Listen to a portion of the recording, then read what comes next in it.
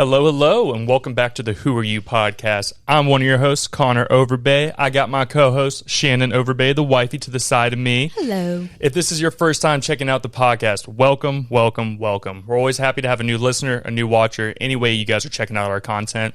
Give us a follow on all the social media. It's going to be at Who Are You Pod from everything from Instagram, TikTok, Twitter. You guys know where to find us. Or on episode 186. You guys have been listening to us for a while.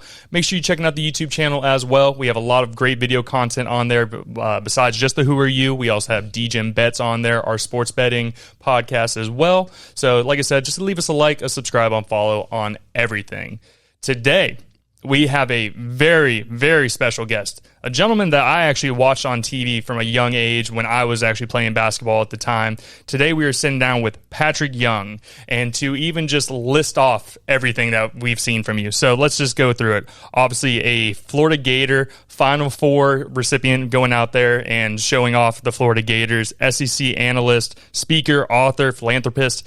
I mean, the list just goes on. Welcome to the show, Patric. Thank you for having me. And this is so cool. I just noticed it's Lynch's Irish Pub. Yeah. I've been there once or twice. Oh, yeah. Back in the day. I can't imagine, being there now. It's just like too close.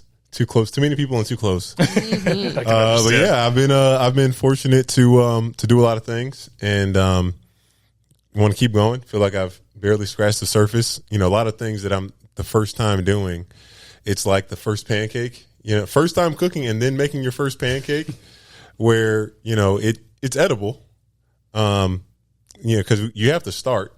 That's the thing. You got to start somewhere. And, now I feel like now that I've stepped into some spaces and learned some things, I can continue to improve and do better. Yeah, man. Like I said, it's an honor to sit down and talk with you today. Shout out to TJ Ward, by the way. He was the one who connected us. Whenever he was saying, hey, I have Patric Young's phone number, I was like, what? And he trusted me to reach out to you.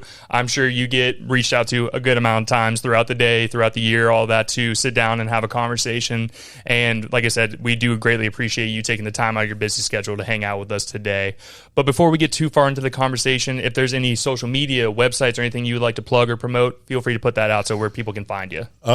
First thing you got to remember, it's Patric Young without the letter K and all these things that I'm about to tell you. So Patric Young and the number 4, that's Instagram and Twitter. That's all I primarily use. It's just overwhelming everything else. Yeah. And you can literally just type my name in and put foundation after it. You'll get foundation website. You'll get my personal website. That's practically it. I'll tell you py4foundation.org, but you just type my name in foundation. Also, it'll just pop up. You're an easy man to find. Pretty easy, yeah. Yes, sir. Obviously, everything will be put in the description for everything. But like I said, super excited for today's podcast. Meeting someone who's taller than me is a crazy situation as well. But it's super cool to see everything that you have going on. So we like to do things here a little bit more chronologically. So we want to learn a little bit more about your early life, get into basketball, get into everything after basketball, and just kind of go from there. So the first thing I want to start with is you're from Jacksonville, correct? Yeah, born and raised. North side, Duval. That's right. Dunn Avenue. Yes, sir. Yes, sir. Dunn Avenue, Harts Road, subdivision is Turtle Creek. Nice. So. I'm also born and raised here in Jacksonville as well. You don't meet a lot of people who decide to stay here in this town. Well, I left. I left for Gainesville, and then I played overseas. If I didn't play basketball, say I went to college, and then I think I would have tried to live somewhere else. Okay. At least to see what it was like. I think I always would have ended up back here. Just my family's here. And just too many great memories. I understand, man. And that's kind of the same thing for me as I was saying, being born and raised here in Jax. Like growing up, I've said this a bunch on the pod, I wasn't the biggest fan of Jacksonville growing up because you're that young kid, you've got all that fire behind you and you think you can go out and change the world, which obviously you still can. But I wanted to go see other things in Jacksonville. I always saw flat land. I remember the first time I went to Lake Tahoe, I saw mountains. And I was like, oh, these are real. Like I've seen photos, it changes your perspective and makes you feel small. And obviously Shannon being from Ohio, she's used to snow and seeing all the different, seasons. And for me, it's awesome to go out and see different places, but I always do get pulled back into Jacksonville. One, for the people, all the events that we have here, sports, all that stuff. Yeah. So it made me decide to stay here. Yeah. I just wish we didn't have such brutal summers. Yeah. That's the If it would, that's the one thing I would change. Just how, goodness, you feel at times that you want to go outside and you're like, oh man, I'm missing out. Then you go and you step into that humidity. And it's just like, no, go back inside. No human being needs to be in this. Oh, I feel you, man. Right? I work up in attics all day with doing AC work and everything. So those summers are definitely killer. I'm usually a lot more slim than I am currently. Probably not too bad right now. Yeah, it's not terrible, thankfully, but it's stuffy. I'm sure it still gets stuffy. Yeah, it doesn't get too bad, man. At the end of the day, it's something I enjoy doing. I'm not much of a behind the desk person. I've worked desk jobs and done other things like that in the past, but I always get that itch to go do something or speak to a new person or get involved in some way, and I enjoy it personally. Now, Shannon, on the other hand, she likes her desk job. I do. I mean, I always wanted to be more of like an investigator, so that's not a desk job. That's true. But based on circumstances at the time of graduation and things, it's where I ended up. Okay. She was originally going to be a police officer and move over towards detective is what she was looking for, but this was also, she graduated during COVID time, and that was a time where police officers were getting sent through people's windshields and things of that sort, and I love her to death. She is small and mighty. I give respect 100%, but I would prefer her, at least for me, I was going to be worried every single day with her going on that job. Yeah. Mm-hmm. Yeah. So to ease the family's minds, because it wasn't just him, to ease everyone's minds, and I spoke with a police officer during the time, and he told me if he was in my position, he wouldn't join the force anyway. So I took that into consideration and went more to the legal side of things. Yeah. I don't know. Being an officer has got to be tough. The fact that it's a bias every time you interact with people because you're in that uniform, you're already kind of in a loaded battle, every time. It's already, the dice is loaded against you almost every time because people are like, oh, I got to straighten up. Or they panic, or, if you're doing something wrong, obviously you're going to. It's one of those things. And, Duval, Jacksonville had a stigma behind it for a little bit, but it has gone a lot better, at least in my personal opinion, from what I've seen. Which the stigma change of us being the myrtle capital of the country? Exactly. I don't know if that's changed. It's somebody, at least, it's probably like 3 people a day getting murdered. Yeah. Really? Still? Oh, yeah. They were just talking about that. This is a scary thought to think about in our hometowns. They think there may be an active serial killer here right now. Oh, yeah. They try to put that down and say, no, it's not. How do you know? I don't know.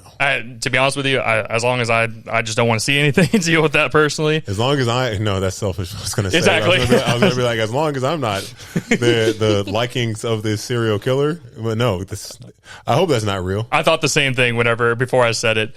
But so to switch gears here a little bit, obviously I want to learn a little bit more about your early life, right?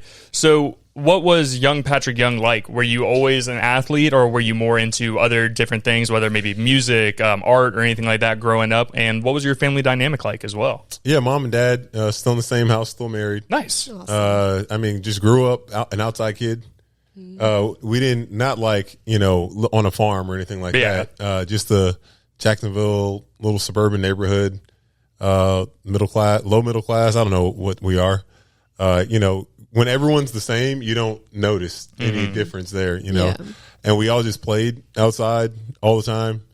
I'm in that millennial window where we did have, like, the internet was starting to become a thing, and other technological advances after that. I think Xbox came out during my upbringing, during my childhood, and we played video games, but, being together, it never overshadowed the experience of us actually, like, being together and playing outside. So, I played baseball for a majority of my life, and then it wasn't until ninth grade where basketball really changed for me. I was still playing both, but that's when life really changed. Oh, yeah, and I can imagine because, like, as I was telling you when we were coming up in the elevator and everything, I played basketball myself, and you brought up the fact of, like, not seeing differences when everybody's the same at that current moment. Yeah. That was a big changer for me when I started playing basketball because I was lucky enough, I grew up middle class, lower middle class, whatever you want to call it, and as you said, everybody was around the same with me. We didn't see people, whether it was holes in their shirts, not having shoes, or whatever it is. And then I started playing basketball, and I did, like, Police Athletic League. I did AAU ball. And you get to see the wide range of people that are out there that some are struggling, some don't have the same advantages that you do at that time. And that really kind of changed my perspective a little bit. Like, oh, okay, there's different lifestyles, there's different situations than what I'm dealing with at home currently. Yeah, I don't think you really notice until you get a little bit older in general anyway. I'm so fortunate and blessed. My mom just knew the right person to help get me into the right elementary school, which was San Mateo. Oh, okay. Highlands would have been my neighborhood elementary school. And then that got me into James Weldon Johnson. Nice. And then James Weldon Johnson to Paxton to Providence my last year. But, if I have to go to Highlands and we don't have that connection, it's going to be different. No, my mom, she would have tried anything to get me into, a good educational system. It's just sadly, some schools in certain areas in Jacksonville, we know they just have not been doing well. And, the area I was in was going to be one of those spots. Hey, man, I went to Sandwood High School. That's where I graduated from, and go Saints. But unfortunately, the education is not huge there. Even though I was lucky enough where they had excelled programs where I was able to pretty much graduate with half my associate's degree done. Nice. So I was lucky enough to have that there. But general education, Sandalwood's not known for scholars. Unfortunately, it's just not. And my little brother's going there now, and he's seeing the same things. He plays football. He's not a basketball fan currently, but. So what made you kind of make that switch? Because baseball and basketball, obviously two completely different sports and two completely different motions, right? What position in baseball did you play when you were growing up? I pitched a lot. Oh, really? Played some first base. I kind of figured. Right field, yeah. Yeah. I mean, it kind of was. I wasn't. I gotten so much better at basketball in comparison to baseball than, and I mean multiple reasons. Like basketball is such, in my opinion, a much more likable, faster sport. You sit around a lot in baseball. I don't know, I was slacking in my studies, getting at Paxton my AP classes or whatever I had on my schedule. I know I had AP classes. I came home with like 3 or 4 C's on my report card, and I knew I could do better. There's no excuse. Because my parents wouldn't expect all A's. If I had, said, Mom, I really gave my best. These 2 classes were kicking my butt. She would have said, you should have come to us sooner. Let's get you a tutor. Let's find an option, so, you can dominate this. But I just was choosing to be average. And my mom has a standard, and my dad, both parents. But, my mom, she wears the pants. Yeah, she does. Even to this day. Respect.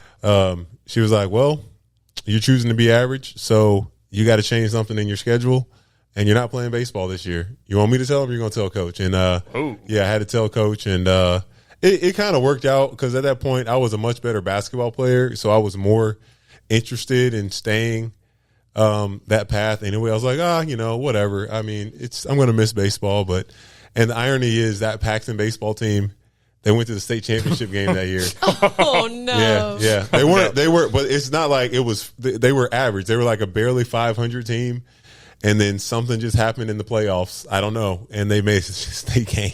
It happens. Wow. Yeah. It's a lot of times it's just like the Kansas City Chiefs, right? If you see them make it in the playoffs, you're like, oh no. You're like, oh no. Yeah, I was listening to something earlier, and they're like, even just because this team has been proven, that coach, that quarterback, it doesn't matter. Like, the Chiefs have the Colts coming up. They're like, no one trusts Daniel Jones yet. And I get it. He did. It's pretty incredible how well he's doing. I wish he wasn't doing as well since I'm a Jags fan. He was terrible in the preseason. Yes. And in New York. Obviously, it is New York, though. We see Saquon come from freaking New York, and now he is MVP doing everything. So every time I feel as fans, we're like, oh, yeah, this is going to be our year in the AFC South. This is going to be ours. We had to deal with Derrick Henry. Yeah.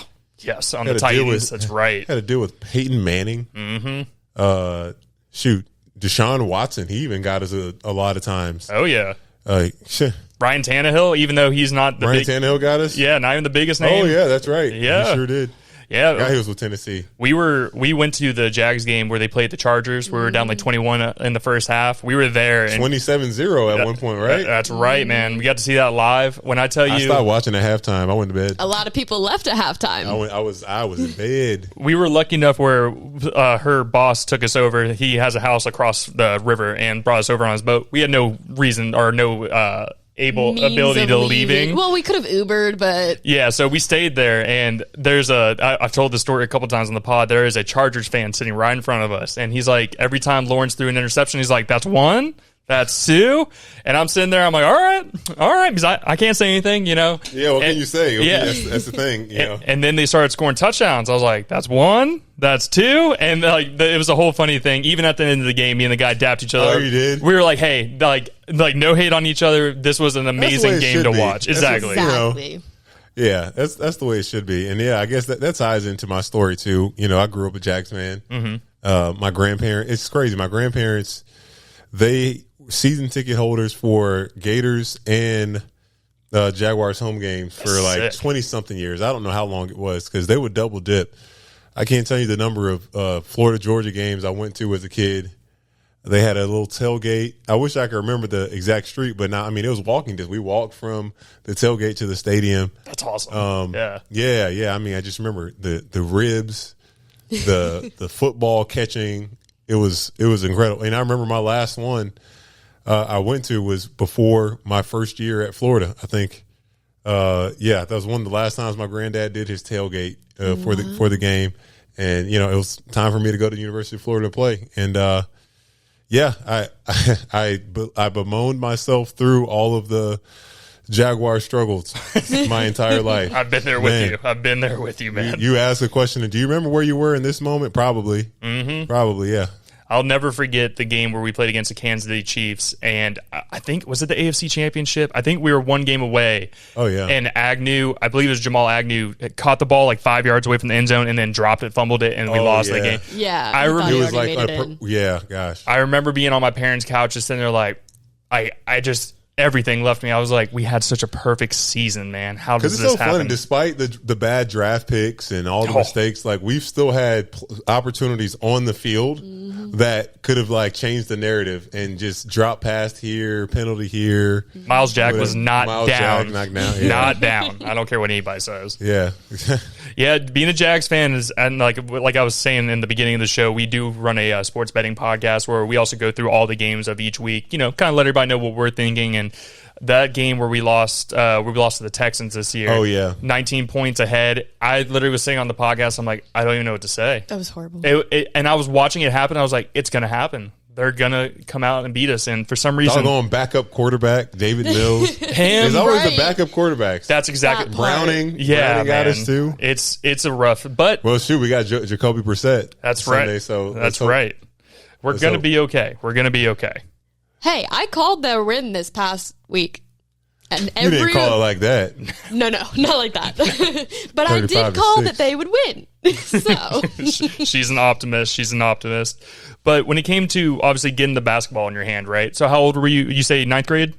Yeah, ninth grade was when it started clicking for me when I grew like 5 inches from 8th grade to 9th grade, and still kind of clumsy. Still had a boy's body at that point, but. It was there. I didn't have the mentality, but, my talent started to catch up and my body started to catch up. And, my 10th grade year, coming out of my 10th grade season, my recruiting just exploded. I went from, two schools offering me, JU and UNF to, close to like not every school in the country. Cause, I think like East Coast, Midwest, they understand like we of course we would love you to play with us, but you're not, this kid's not leaving to come and play at Nebraska or something like that. So, most of the big schools here in the South, and it just made too much sense to go to Florida, not just because of my love for them, but Billy Donovan and his acumen was, it was a no-brainer. Oh, yeah. That's a legendary Gator coach. And is he still in the NBA? Is he still coaching the NBA? Yeah, still in the NBA. Yeah, the Bulls just had a really big win against the Trailblazers, a buzzer beater. Oh. Yeah. There we go. Yeah. And I'd love to see. And you also, and when you were in Florida, his son was playing with you at that time, Billy right? Donovan Jr., yep. Yeah, that's so freaking sick. He's coaching G League team for the Bulls. Is he? I didn't know that. Yep. That's really cool, man. Yeah, absolutely. There's nepotism there, but it's, little Billy worked his behind off to get where he's at. It's especially in business. You just because your dad has a name, you got to show that you earn it. So he absolutely has. So I'm super proud of him. Little Billy and I, he was my workout partner our senior year. together because he needed to lose a little bit of weight and tighten up, and I just needed to stay in shape. So he was my workout partner. You know, my workout exercises were very little rest, a lot of reps, heavier weights. It was cardio through weight training. Little Billy threw up every time, every single time. That's how you know it's a good workout, though. I'm not, and I was saying like they were really hard. Like I was at the point close to throwing up, but he hit it every time. Maybe he just thought in his mind at a certain point, if I just throw up, you should always feel better. We'll just end it there. you usually always feel better if you should throw up. So that must have been his game plan. But did you continue after he threw up, or would that be end? Oh no, we're alternating. So like he's doing his exercise, he finishes, and as I'm starting, he's over at the trash can just letting it out. So there was no There's no break. There's no our strength coach didn't play about rest time. Nope. That's what you have to do to be the best, though, is this kind of stuff. Well, and being efficient, I guess, you lollygag around in the gym at times, So when you're in high school, right, you were talking about being recruited by, as you said, pretty much everybody in the States or in the United States, right? So you're in 10th grade, man. That has to be an amazing feeling, right? To go from, Jacksonville is not on the map for being the biggest basketball or the biggest football city in Florida. What was that recruiting like? Did you go to a bunch of schools, or was Florida pretty much just at the front? Like, Gainesville has such a accurate behind it, or such a history behind it that you're like you said, no thought process. I'm going there. Yeah, I think, I did take an official visit to Georgia. Oh, a lot of family from Georgia, okay. And at that young of an age, I think. For me personally, I did not like attention. I think you want, there's so much that comes with being good at things in life. And if you're a really good artist, you're going to get recognition, but, it might bring more criticism. There's a cost to everything. And I know, I wanted to be really good, but I didn't want attention, in the way of all these men calling me, trying to seduce me to come to their school. That's what it is. It is, yeah. Yeah. I just think they're not doing it with money. So it was actually them trying to find a way to convince you to, It's what's the most enticing thing for this young man? Yeah, they try to find any touch point to relate to you and get to know you, because it is important for these coaches. We see this guy has talent. Mm-hmm. How is he actually character-wise as a person? What are his dreams? What's his family like? What drives him? Because coaches have to factor all that stuff in. Yeah. But I was just man, I did not like having to be on the phone at that time in general. I know I couldn't talk to girls. At that time, I was not able to even talk to a girl and have a regular conversation, let alone hold a conversation with a man that's trying to, telling me why I should go to his school. And, part of it was me just wanting to have the process over with. I didn't think I needed to, much more others, because, Florida would have been a dream school. It wasn't like I grew up and I'm going to be a Florida Gator. I kind of already thought of myself as one as a fan, and sports were my avenue for expressing my love for the school, and just having that little foundation was so vital to me making the decision, and I'm super grateful for it. My grandparents and my family, they were able to come to almost every game. That's amazing. Yeah, 4 years, almost every game. That's amazing, man. And I played in 150. Yeah, because you never missed a game, never right? Missed a game. That's crazy, dude. Mm-hmm. Because the amount of random tweaks, right? Your knee, an ankle, whatever other injury, if you fall and hit your head on the court, it's for someone like you, especially you as being such a physical basketball player, you weren't shying away from being down low. You were in there. I dislocated a finger before. It wasn't a bad one where your finger's over there. It wasn't one of those. It was just a little bit off. Mm-hmm. Forward, and just needed to be. It didn't hurt. Mm-hmm. A little pop, a little sore. Landing on hips, getting hit in elbows to your face, to your hip, to your knee. There's all types of bumps and bruises that happen, and I've been so fortunate. Didn't even sprain an ankle until I was a professional. Really? Yeah, didn't even sprain an ankle. That's crazy. That's awesome. Yeah, right. I was injured all the time playing ball. Ankle sprains are awful, man. Those are those are our ankles are such, foundational parts of our body when it comes to sports and just normal life. I mean, I tend to, we lose our perspective when you think about the relevance of when, like, spraining an ankle, something like that. Now, we got a plan, stay off of it, XYZ. I mean, if you go back, like, I don't know, 200 years, it's like a death sentence. Oh, 100%. Sprain your ankle. Yeah, you're definitely. A lion comes to get you because you're stuck there. You can't get to shelter. You're stuck. You have no idea what's happening, let alone bad medicine. Oh, his ankle's swollen. We need to cut it so blood can come out. Or that's what we need. The leeches and everything. Let's put leeches on it. Yeah. I fractured my ankle in a soccer class. It wasn't even during sports. So, soccer class, a baseball player went to kick the other side as I was kicking the ball. So that's did not. Immediately my ankle started swelling up. Did y'all, like, both people hit the ball, or his leg kicked you? No, we both hit the ball. Oh, wow. The force of his kick just messed me up. So could you imagine if it was foot to foot, ankle to ankle? No, absolutely not. But obviously he didn't mean to. Missed a couple basketball games that season, but say the worst injury I had two bad injuries. I had one where I was going up to block someone's shot, and when I went to extend and jump up, the guy used his plant foot to jump, and it landed on my foot. So when I went to go, my hip came out. So that was painful. And then the second one ever was whenever I broke my nose. Breaking your nose just sucks either way. Going up for a rebound, the guy puts his elbow across the bridge of your nose, and my nose is pointing that way. It just completely destroyed my nose. But comparatively, my knees aren't gone, thankfully, with everything else I do. Yeah. But obviously with you've always been a big dude. You were never like that slim, like Wimbyama or anything like that, where he's a slimmer dude. You were always pretty freaking big, man. Yeah. So I feel like that probably played a big role. Your training, everything that you did. Yeah, I guess so. But, there's, I guess, a little bit of luck that goes into not being injured.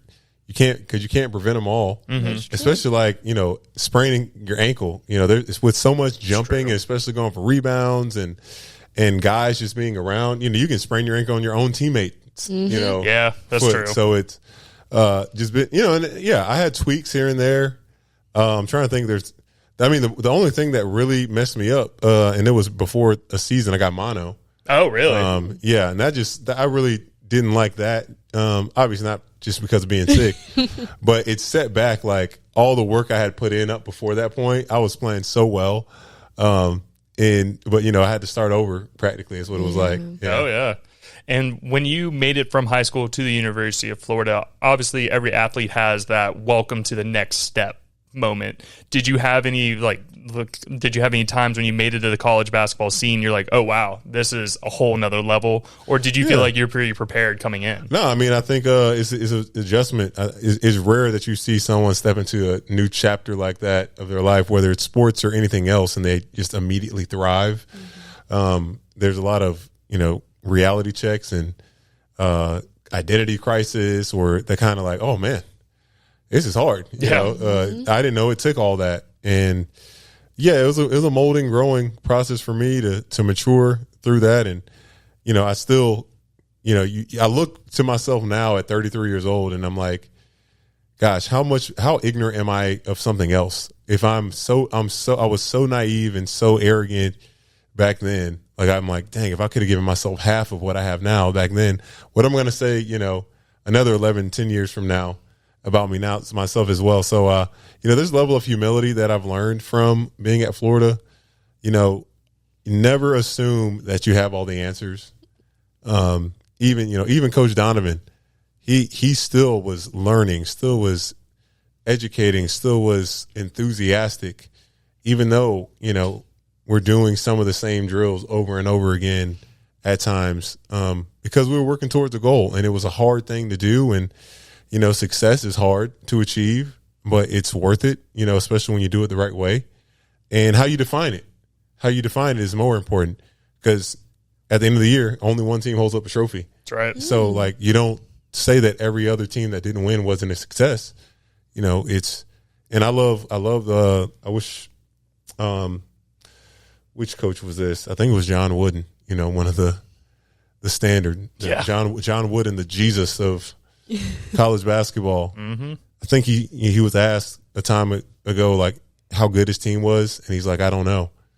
And, this is the guy that won 7 in a row. He's like, I'll know in another 10 to 15 years when I see what type of men these guys become, what type of fathers and husbands. Then I'll know if I have a successful team or not. And, that's a guy that did it both. He won on the court, and hopefully I think a lot of people that he impacted, I'm mentioning his name now. He's been dead for a while. He left a great lasting impact on how he coached and how he led. I mean, like Nick Saban now. Mm-hmm. Goodness. You watch Nick Saban on I don't even watch Pat McAfee's show every day, but on Friday I watch. I get me that Nick Saban segment. Oh, yeah. I learned something from that man every time. He's just such a good communicator, as was Coach Donovan. Coach Donovan just knew how to say what needed to be said at the right time. Sometimes it'd drive you a little crazy because, he'd be a little bit of a pot stirrer at times, he'd push your buttons. But it was all because he wanted to either create mental instability so you can find a way to be stable in spite of, can you still do the job even though, things aren't going your way, or the atmosphere, can you still stay focused? Because he was such a be in the moment.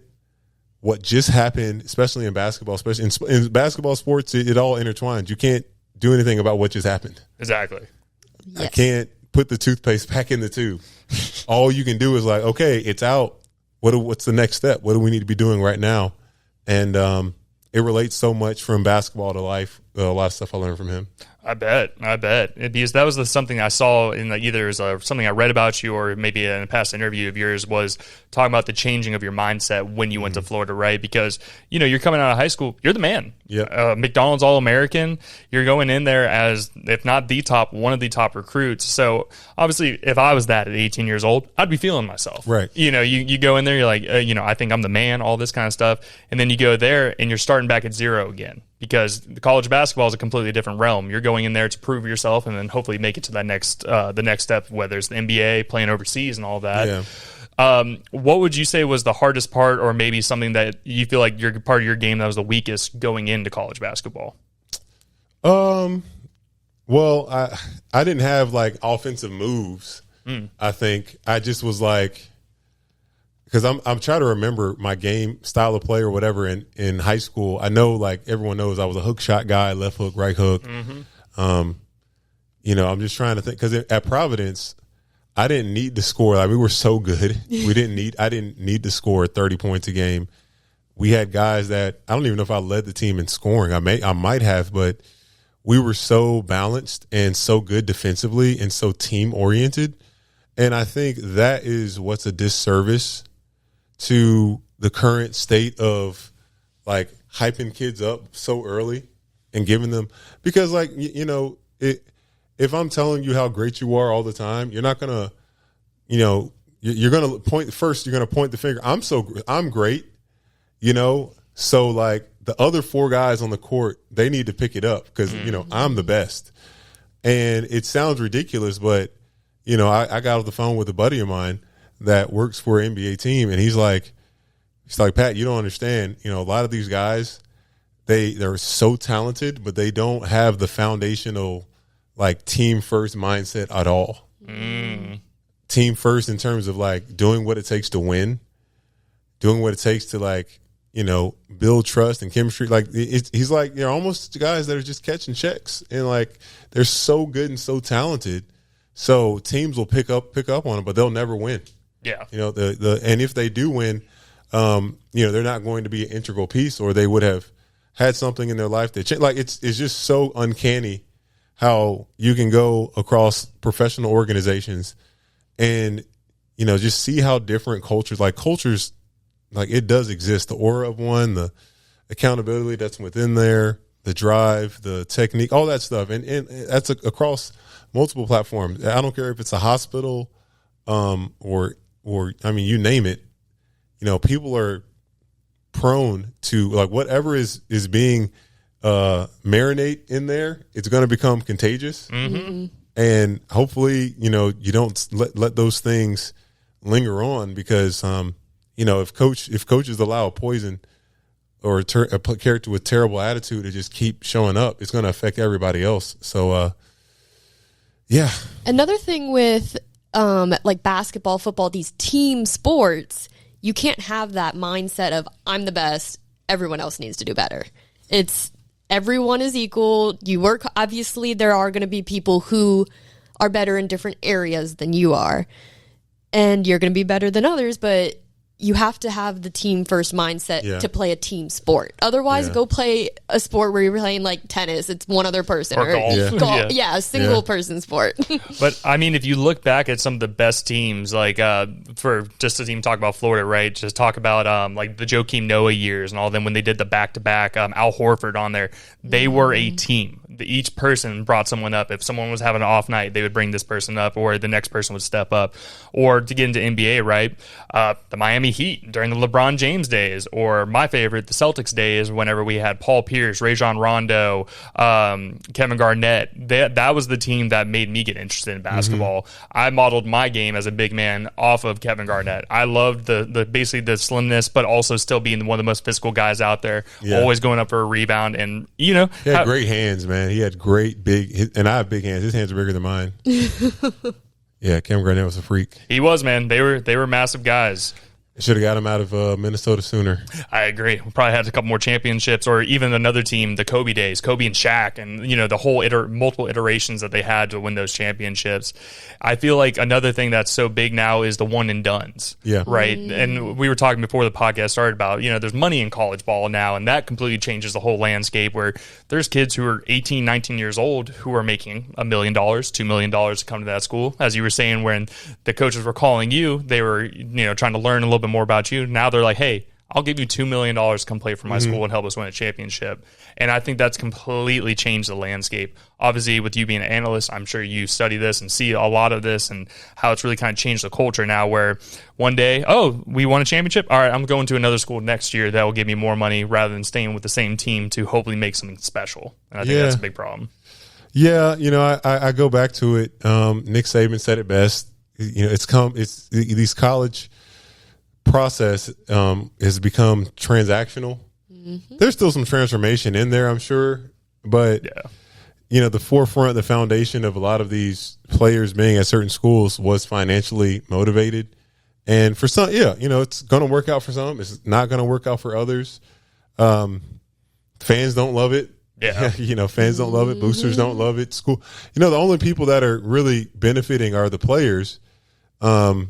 In terms of short-term money that, is not guaranteed you're going to make. There is even a next level for you, or you'll ever in your life make that amount of money in that short amount of time. So, I don't look at it in that aspect as, is money going to waste or something like that. Because, these kids' lives and their families are being impacted, are being changed. You just think, did we shortchange or skip a process to get there?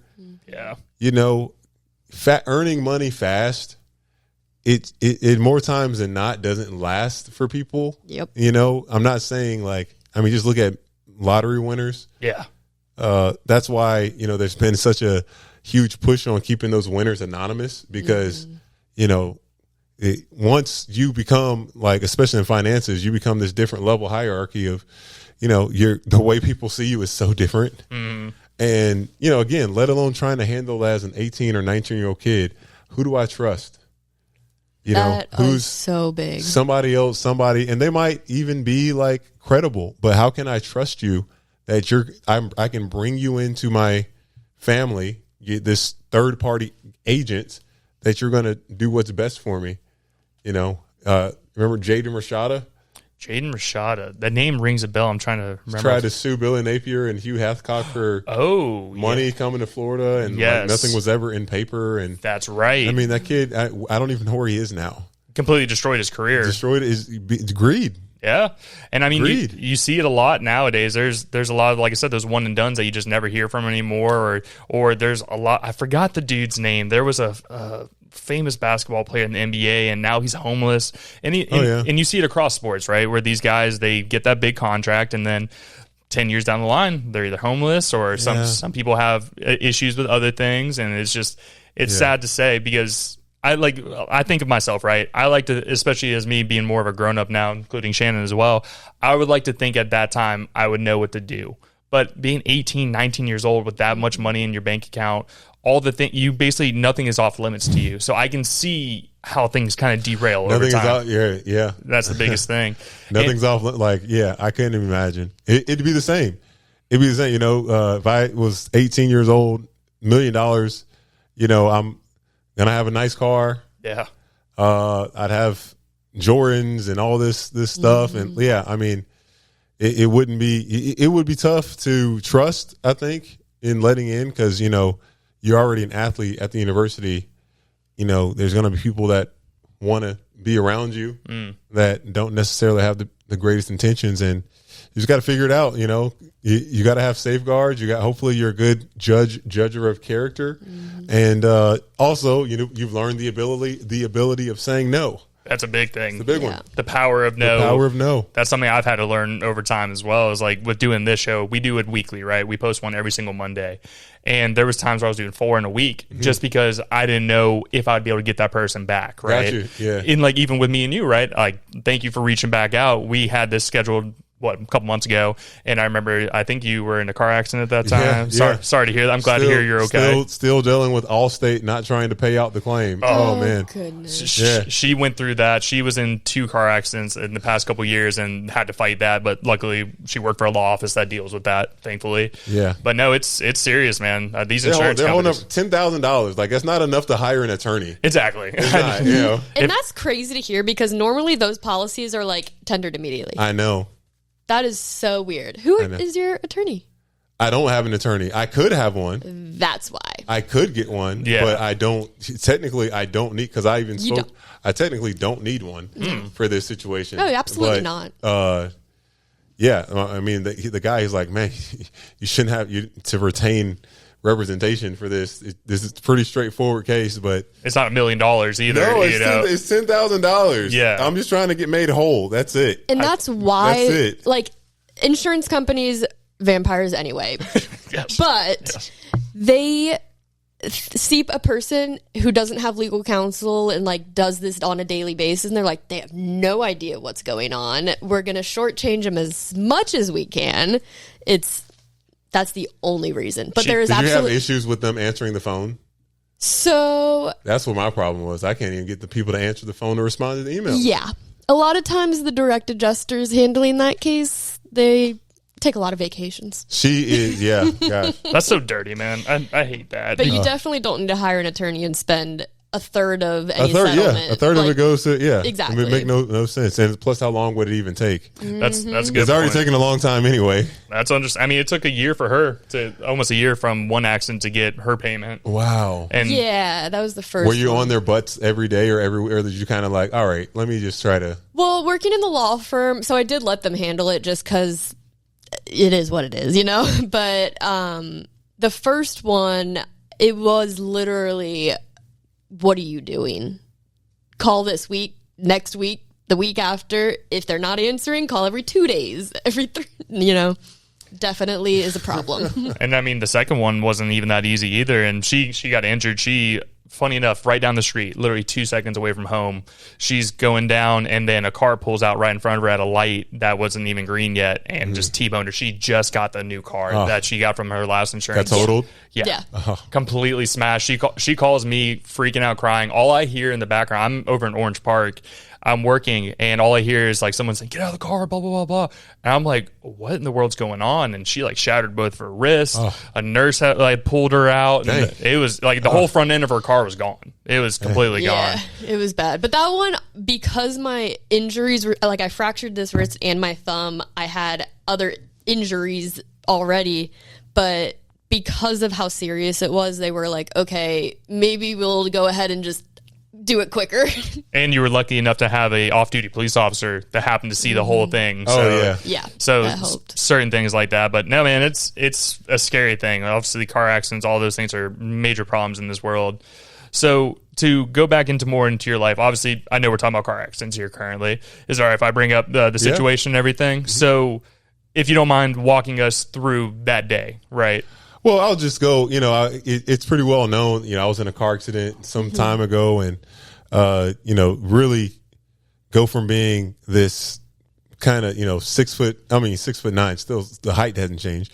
It's just the posture of being, in this position where I can do almost anything I want, to needing help with anything that I wanted to do or needed to do. And, having a spinal cord injury, it's definitely been eye-opening and eye-changing or life-opening or whatever, life-changing and eye-opening. You just see how difficult it is for a lot of people in this world. I was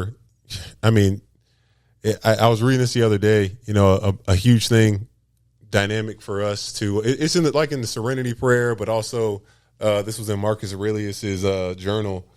Being able to embrace everything that nature has for us. And, there's a lot we can't change about nature.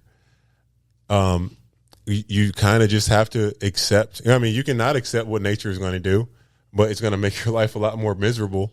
And hard things are a part of nature. It's part of the human experience.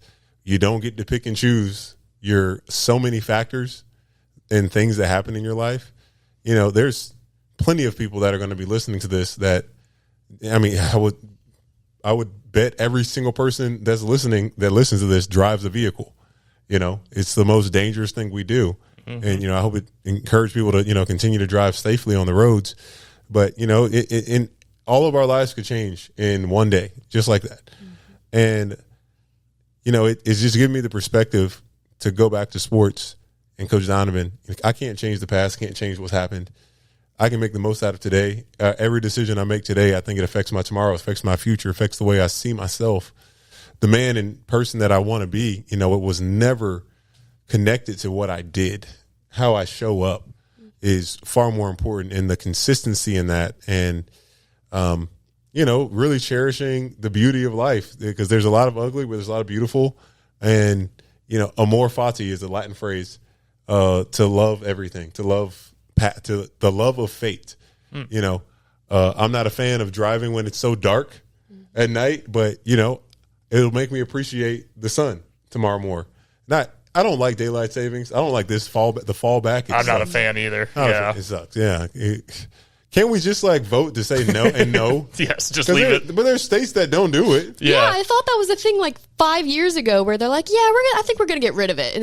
There's 2 states that don't practice daylight savings. It's dark at 5:36 here now, and we usually do our pods around 6:30, and I walked outside to come meet Pitch you, black, man. And I'm just geez, man, I hate this. Pitch black, yeah. None of the rest of the world does it either. Oh, are we the only part of the world that does? Oh, I didn't realize that. No, man, that's just wild. And as you were talking about, we drive every single day, right? So I work for an HVAC company. That big white van that you saw out there, that's my van. And you can ask her. I'm very cautious about that. I've been in a couple car accidents, but also have seen things happen as well, and also seeing what happened to her. Things can happen so quickly, man. There's a lot. And the biggest thing, I hate to see it every time I drive by someone. They're sitting here with their hand on the steering wheel and they're looking down at this. I'm like, man, what are you doing? It could definitely change. But to talk about, obviously you had your accident, right? And another thing I've seen you talk a lot about is your faith. And I think that's awesome, right? It gives you the strength. Were you religious before this situation, or was this more of a way you found God afterwards in general, all that? Yeah, no, I grew up in church, but I think it, you don't really, in times in life, sometimes really have this calling for something in your life until you face something really hard. You can believe things to be true without experiencing them. And, when you face the crisis and there's nothing you can actually do about it, physically, mentally, emotionally, spiritually, that's the thing I cling to. And just being able to complain and cry out and struggle and wrestle with God, and for God to reveal to me how good He's already been to me in my life, and that there is a purpose behind it. Might not understand it now in this moment, but nothing in my situation is taking away my ability to choose how I'm going to live my life, and it's definitely shifted the way I do a lot of things. But in terms of being who I want to be, that hasn't changed. And I think through faith, the Bible talks so much about the identity you received. And, if none of the stuff that that happened in my life that have, like, if everything went perfectly, national championship, player of the year, drafted first round draft pick, trophy wife, house, cars, all the things, and I say that's the maximum happiness, perfect picture. I don't think that compares anything to what God has called for me. And because that's such a picture that's so self-idolizing. Yeah. And, there's been just so much purpose in my life from this time, even when I'm struggling and it's hard and, I'm not the basketball player athlete, but to get outside of myself and serve or share my story or anything that's impacting others. And because I'm all about outward love, but I think, it's really important, especially in this time, to find love for yourself. And, you'll ebb and flow where you have a high level of love for yourself and maybe not towards other people as much, and it ebbs and flows. Mm-hmm. But I've leaned a little bit more on loving for others. That's helped me to fuel my love for myself as well. It's been like a little bit of a cycle. Yeah, man, and that's the thing I respect so much about you is taking something that obviously was a negative in your life, right? You had so many things going on at that time and turning it into a positive, right? Starting your foundation. And one thing I did want to tell you as well is everybody I've talked to either knows you or has met you in the past. They they say you were the warmest person in the room. That smile that you have, and that's something that's also stuck with me from watching you from a younger age, is I always recognize you because you have that smile, right? Yeah. You're very warm. And everybody says you're the person in the room. If he's in the room, you want to be around him. And not trying to I really appreciate that. No, yeah. I'm grateful. There's these affirmations I just started reading the other day. Let's see if I can find it. Yeah, go right ahead. Just one of them. Today's a gift, and I will not take it for granted. I am loved and worthy of love. I leave everyone I come in contact with today better than I found them. And that's, it's funny that's one that like I didn't like consciously think on, but that's something I think that has happened in my life. I try to, I just think, because kindness is so small, but so profound and so impactful. The smallest gesture can make a huge impact, even if it's a small, even if you lift a moment of toughness a person has had, being a serving, giving person doesn't mean you have to fix everyone's problems. Like you literally can, be a light to someone's day by opening the door for them. And that could be momentarily maybe they were in a spiral mentally. Maybe they just needed to see someone to do something nice for them. Maybe they needed to hear thank you. Of course.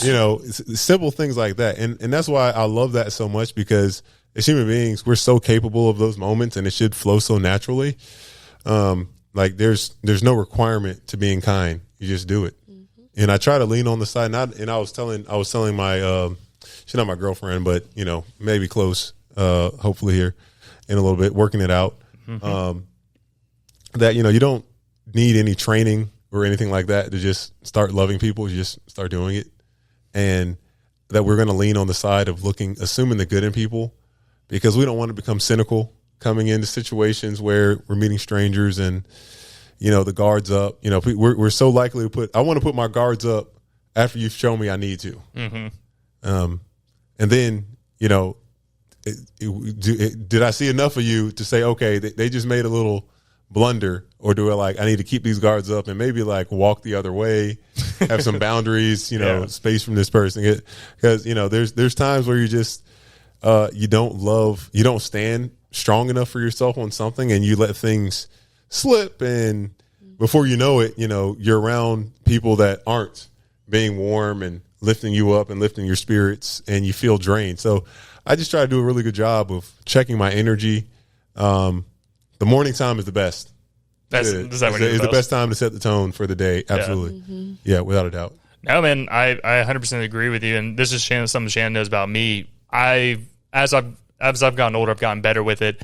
I had a very hard time trusting people.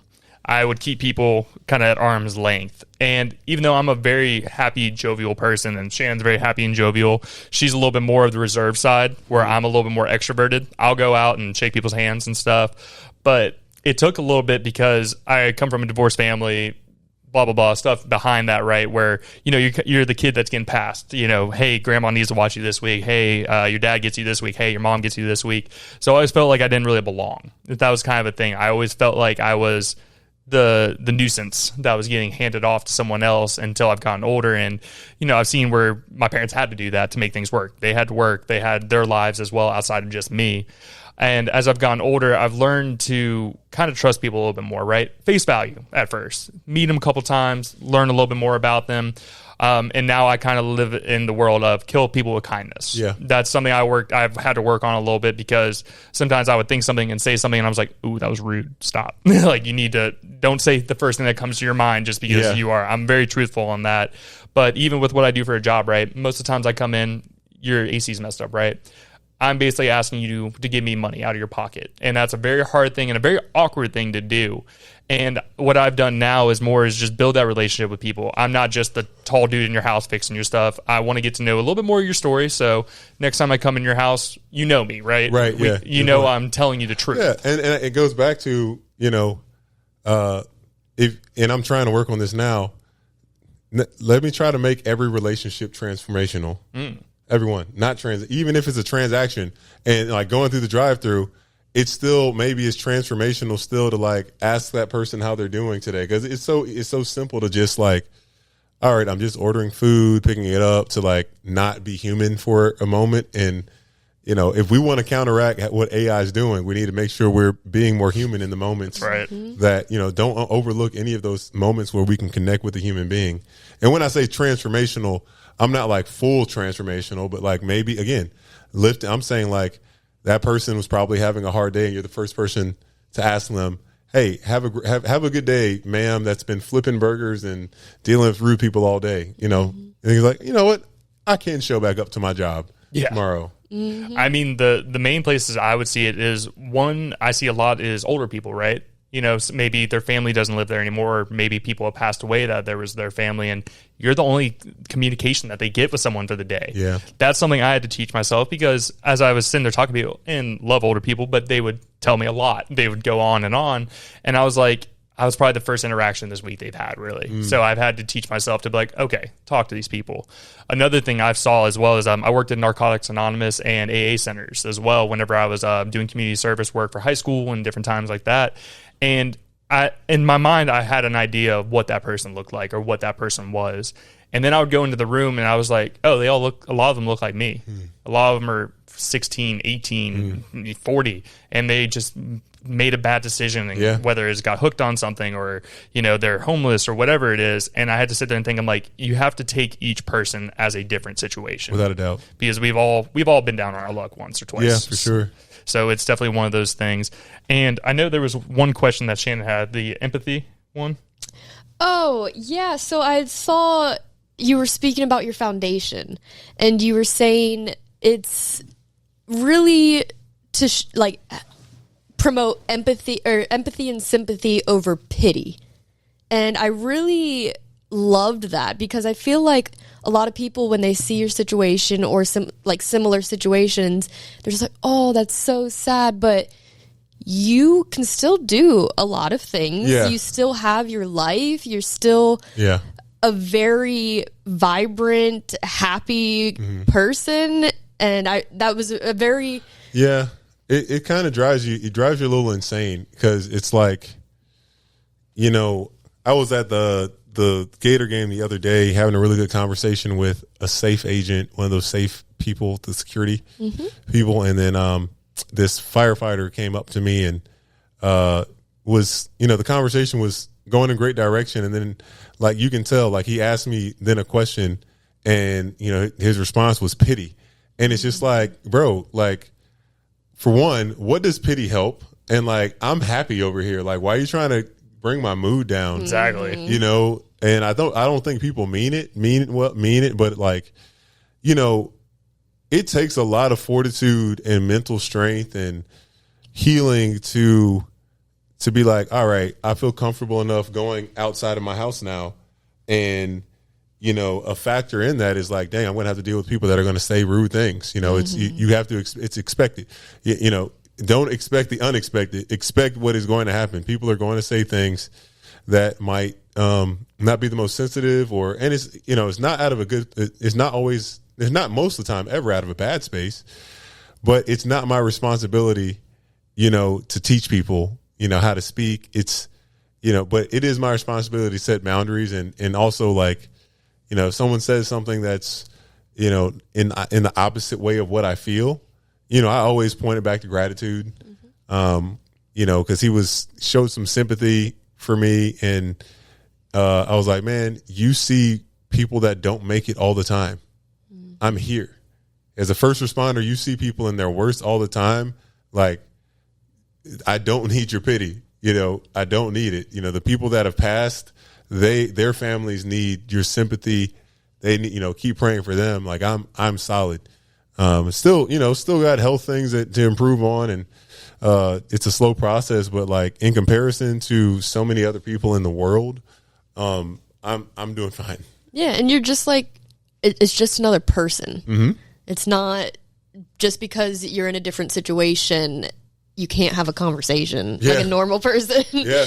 So no, I always try to gauge on the side of, like, if it's something kind of obvious or like that, like a person it's like, you know what, if they want to tell me at some point, and not that I'm not a curious person or something, but that I get it. I'm not.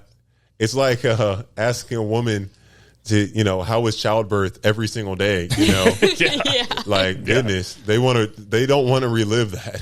Yeah. No, because when she brought that up when we were doing our research, I was like, that actually makes a lot of sense, because that's something I hadn't really thought about. And I was like, I guess that question does get asked a lot, right?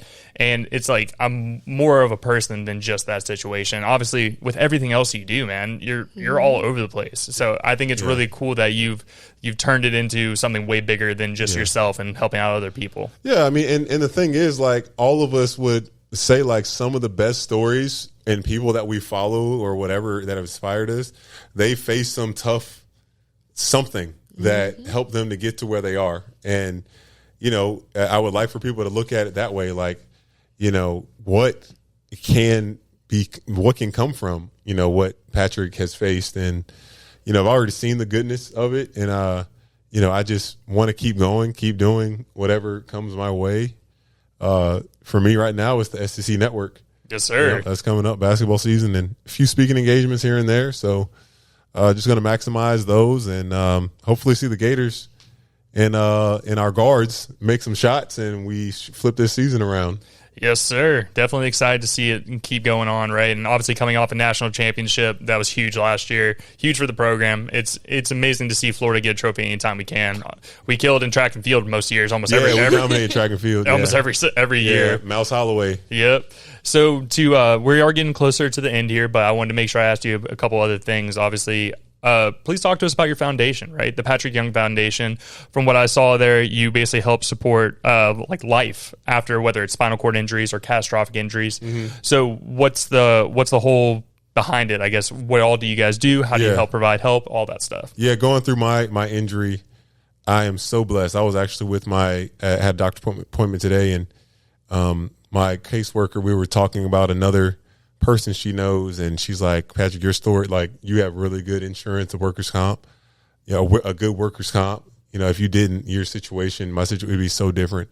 And I'm just so blessed because, I've had health problems along the way, and my insurance, like, they've taken care of everything. Really? Yes. So, like, if there was one thing that they would have denied or not done along the way, my life and journey would be different. And it just inspired me to think about the people that are underinsured, don't have insurance, and just how can we find a way to help people that have gone through the same thing. This is not like a rare disease that is 1 in 10 million people. There's about 50 new spinal cord injuries a day in our country. Wow. Yeah. About 17,000 per year. Car accidents, diving accidents, surgery, sometimes, you name it. Mm-hmm. And, what can help a person get back to life? Driving, community, having purpose, hopefully being able to get back to work, being able to shower again. Yeah. And you wouldn't think about that. But, like, there's some insurance companies that will not pay for a shower chair or you to get grab bars in your bathroom so you can now like safely shower and regain your. It's crazy. Insurance companies almost rather you get worse and then pay more than maybe pay a little bit up front, but at least in the back end you're good now. Yeah, they they much rather you do the really hard route always versus I don't get it. Insurance has touched a lot of places that we dearly love. No, I understand, man. I definitely understand. It's obviously from even just earlier in this conversation, you guys just talking about a car accident. Mm-hmm. It's that much of a pain in the butt, and can't even imagine what medical bills are like because those things are blowing up like crazy as well. Man, just the driving evaluation is $495 after you've, if you had a seizure, if you had a neurological injury, there's other types of things that require it. But yeah, that's $495 right there. That's grocery. That's 2-3 weeks of grocery money, maybe a whole month. That's more than my car payment. More your car payment? Yeah, that's crazy, man. So, and with the foundation, how long has that been around now? I think I started it November of the year of my accident. So, practically 3 years now. Congratulations, man. That's huge. Yeah. Awesome. And I've seen you guys do your golfing events, the 629 golfing events. I think that's awesome. I'm an avid golfer myself. Mm-hmm. And the amount of people that you probably get to touch when it comes to through your foundation, right? Giving people hope. Yeah. I feel like that's probably the biggest thing for a lot of people in similar situations where like, what now? How do I make it through this? Yeah, I think, there's enough people out there putting their face in the news and media for other reasons that, they're trying to put a message out there, but, I just think when, being on the screen all the time, you're never going to please anybody. It's doing the grassroots, going to places. For me, it's been word of mouth for the growth of this thing and finding the people to help. And it's been excellent because we get to meet people with whatever their exact needs are. And whether that's, extended physical therapy, driving evaluations, just $1,000 to pay for some other stuff in your life because bills don't stop. Mm-hmm. Oh yeah. Just because you got hurt, hey, you left your lights on, still got to pay for it. Like, it's just crazy. It's crazy to, and the mentoring part, I meet some people in their worst, they're still in the ICU and just try to be some encouragement. And, I hope I've done that. I hope I have. Cause I know how hard the path is. And especially if you don't have a lot of family, when you face something like this, it makes it even harder. But honestly, like some people, they're just built different. They face something like this and they just look it in the eyes and they say, that's all you got? Watch me. Respect. Right? Respect. Yeah. I'm trying to get there. Yeah. I'm trying.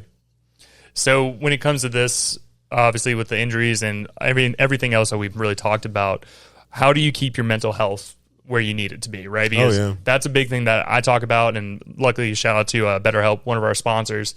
I'm very big on the therapy side of things. I've gone to therapy for years. I've talked to many a therapist to work on my things here. How do you keep, your mental strong and, wake up and grab the day or attack the day rather than just like, you know what, I'm going to take it off today. I don't feel like all the things. There's, number one is going to be when I take my moments to pray. To get my mind right in terms of who I want to be that day and, trying to pray what actually matters and it not just being about me, asking for God to intervene and, just reiterating my trust and my faith in the situations that I'm facing and, give me a renewed, refreshed spirit with excitement to see how you're moving in my life. Because to help me see what I need to be thankful for. I mean, how many things do we just overlook? And, I think finding a way to say thank you a lot really helps my mental health. Secondly is going to be therapy as well. I see a therapist every week, Dr. Anderson. She's fantastic. She's really helped me. What I try to help people say, like, there's no cookie cutter method that they're just trying to fold and paste and put you into something. They want to help you understand yourself a little bit better, maybe see your blind spots, give you things to try, catch you in some patterns of your ways of thinking. It's so much of it. being able to have a safe space where you can just like vent and talk about this, because sometimes you need to just have a person you can get it out to, and then you edit yourself later, or they edit you and say, hey, it's really that, and that's a problem with social media. People get so emotional before they like, hey, let me go share this with my friend and see what they think and they'll be like, that's a terrible idea.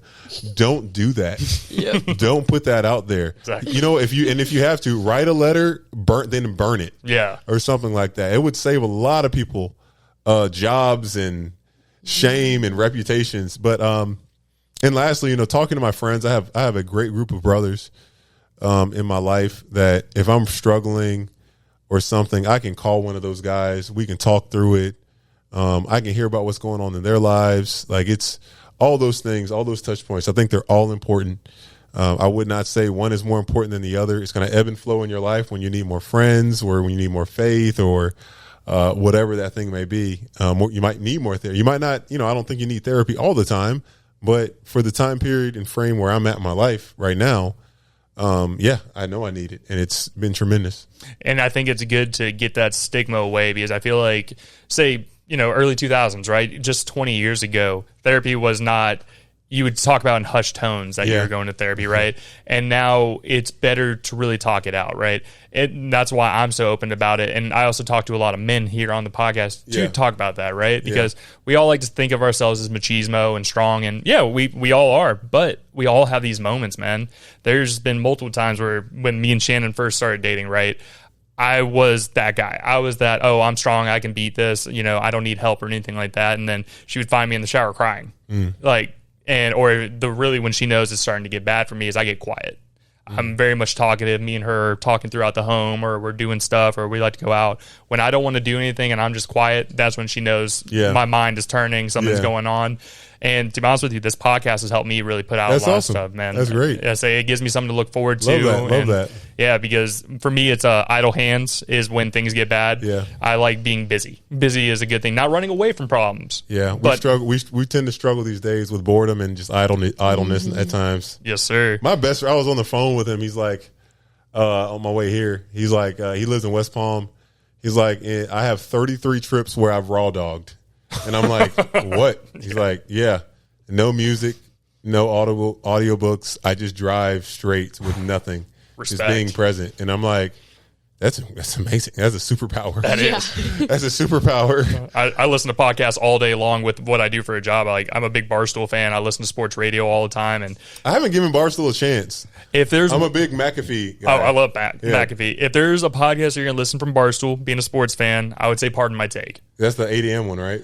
No. So no, that's Wake Up Barstool. That's Wake Up Barstool. This is just their podcast themselves. It's a Big Cat PFT, and they talk everything from basketball, football, soccer, anything you could really think of. And even when they gamble so much, that's what drives me crazy. I can understand that side. Gambling just drives me crazy. On that pod, they talk about it for like little bits and pieces, but they'll have when the Eagles won the Super Bowl last year, they had Saquon on the next day. Nice. They're very big on having these big names and have built relationships with people. They still hate on the Jaguars, which I'm not the biggest fan of, but I can understand the Jaguars have not given them the things to love yet. But if we were 8-2 right now, we would. Exactly. But I listen to them very frequently. They're a Monday, Wednesday, Friday podcast, 2 hours. It's just something that is a little bit more on the comedy side. But I know we are starting to get a little late here, so I had two final questions. Did you have anything you wanted to ask, Shannon? Just want to make sure I'm not cutting you off. So I saw that you are an author now as well. Mm-hmm. So how long does it take you to write a book? To be honest with you, I've never sat down and really put in my thoughts of whether it's 100 pages, 1,000 pages. If you just took the time to like write a little bit a day, I mean, you'd knock it out.